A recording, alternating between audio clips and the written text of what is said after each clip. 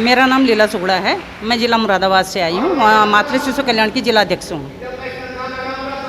क्या हुआ है पूरा मामला बताने की कोशिश करिए। पूरा मामला ये है, एक तो ये तो बात सही है जो हमारे अध्यक्ष ने बताया, एक पद पे 2 वेतन, क्योंकि 2011 के बाद उन्होंने 2000 कर दिया था, जबकि एक काम एक ही है, पद एक ही है, सब कुछ एक है। उसके बाद 2 वेतन हो गए। ये वेतन विसंगति बहुत बड़ी है। पहले बताया कि जब ये 32 साल के बाद कहते हैं प्रमोशन करने की बात आती है तो फिर ट्रेनिंग की बात आ रही है जी। तो क्या कह रही हैं कि ऐसा है कि काफ़ी लोग रिटायर हो चुके हैं, उनके लिए क्या है? जी, ये है अभी इन्होंने जब हमने बहुत लिखा पढ़ी किया उसके बाद इन्होंने प्रमोशन निकाला, जबकि ये होता था जिले से कि आज सीनियरिटी के हिसाब से जितने पद खाली हैं उसमें प्रमोशन किया जाए, कि वो समिति बैठती थी सीएमओ की, वो अपने द्वारा प्रमोशन करते थे।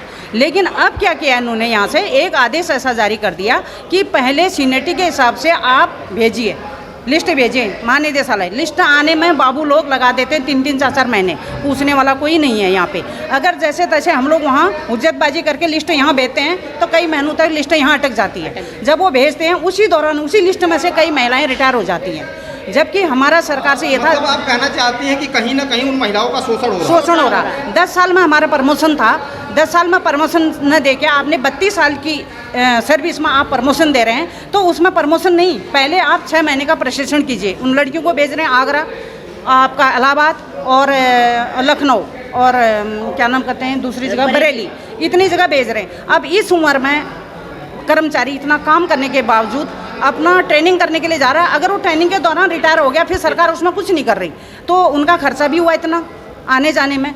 आपको हम ये चाहते हैं सरकार से कि आप हमें सीधे प्रमोशन दीजिए। अगर आपके तो पास आरोप आप किस पे लगाते हैं, ये विभागीय अधिकारियों की कमी की वजह से हो रहा है या सरकार? बिल्कुल बिल्कुल सरकार की कमी से हो रहा है। जब सरकार अगर इन पे अगर दबाव डालेगी, अगर ये आदेश जारी करेंगी तुरंत, तो ये जरूर करेंगे।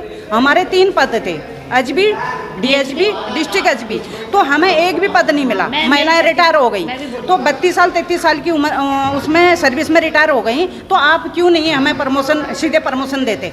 प्रमोशन देना चाहिए। और कोरोना काल में हमने बिना सेफ्टी किट के इतना संघर्ष किया है, बिल्कुल जमीनी स्तर से, जैसे एक फौजी बॉर्डर पे खड़ा होकर। पीछे आरोप लग रहा है कि कोरोना काल में आप लोगों ने काफी मेहनत की, बिना किट के काम किया, लेकिन आज भी सरकार कहीं ना कहीं आपको अनदेखा करने की कोशिश कर रही है। क्या कहना चाहते हैं? मैं जिला मंत्री मुरादाबाद से हूँ। मेरी आज 32 साल की नौकरी हो गई, मुझे अब प्रमोशन के लिए ट्रेनिंग में भेजा गया। उसके बाद ट्रेनिंग हो गई तो हमारा मतलब हमारे जो एग्ज़ाम होते तो एग्ज़ाम नहीं हुए, अब जाके एग्ज़ाम हुए, 1 साल में एग्ज़ाम हुए, फिर एग्ज़ाम के बाद हमें अब जाके कहीं हमारा समिति बैठेगी तब हमारा प्रमोशन होगा। कहीं ना कहीं देखा जाए चुनाव कोई नहीं टलता है, लेकिन सरकारी कर्मचारियों का प्रमोशन, नौकरी देना, इन सब में क्यों लेट हो रहा है? हमेशा सरकार की कमी है सारी। हम लोग तो इतना मेहनत करते हैं, जो मरीजों को नहीं छूना चाहते थे, हम लोगों ने ऐसे कोरोना काल में उन मरीजों को इतनी सेवा करी और इतना काम किया।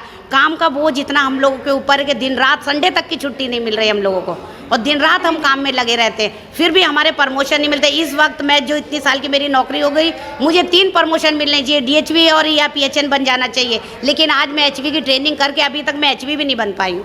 ट्रेनिंग करने के बावजूद भी